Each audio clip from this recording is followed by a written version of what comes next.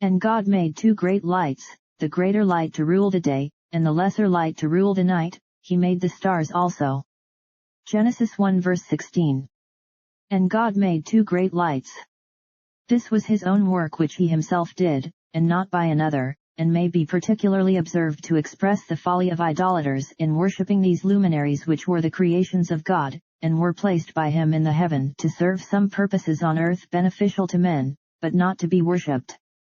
These two great lights are the sun and the moon, and they may well be called great, especially the former, for the diameter of the sun is reckoned to be about 800,000 miles. According to Mr. Derham, its apparent diameter is computed at 822,145 English miles, its ambit at 2,582,873 miles, and its solid contents at 290,971,000,000. The lowest account makes the sun 100,000 times bigger than the earth, and according to Sir Isaac Newton it is 900,000 bigger. The moon's diameter is to that of the earth is about 27%, or 2175 miles, its surface contains 1400,000 square miles. It is called great, not on account of its corporeal quantity, for it is the least of all the planets excepting Mercury, but because of its quality, as a light, it reflecting more light upon the earth than any besides the sun. The greater light to rule the day.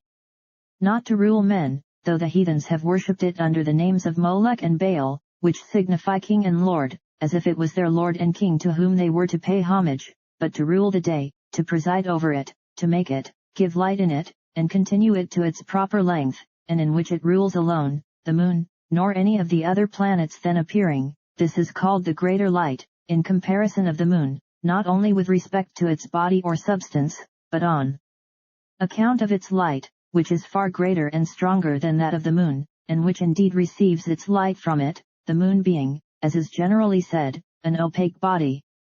And the lesser light to rule the night. To give light then, though in a fainter, dimmer way, by reflecting it from the sun, and it rules alone, the sun being absent from the earth, and is of great use to travelers and sailors, it is called the lesser light, in comparison of the sun.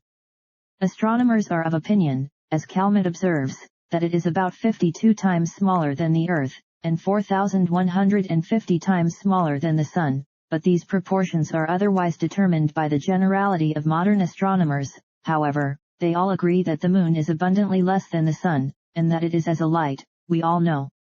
He made the stars also, to rule by night, Psalm 136 verse 9, not only the planets, Saturn, Jupiter, Mars, Mercury, Venus, but the vast numbers of stars with which the heavens are bespangled, and which reflect some degree of light upon the earth, with the several constellations, some of which the Scriptures speak of, as Arcturus, Orion, Pleiades, and the chambers of the south, Job 9 verse 9, Job 38 verse 31 to 32, Amos 5 verse 8, though some restrain this to the 5 planets only.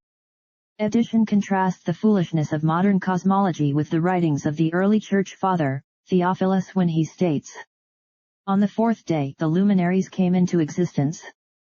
Since God has foreknowledge, he understood the nonsense of the foolish philosophers who were going to say that the things produced on earth came from the stars, so that they might set God aside. In order therefore that the truth might be demonstrated, plants and seeds came into existence before stars. For what comes into existence later cannot cause what is prior to it.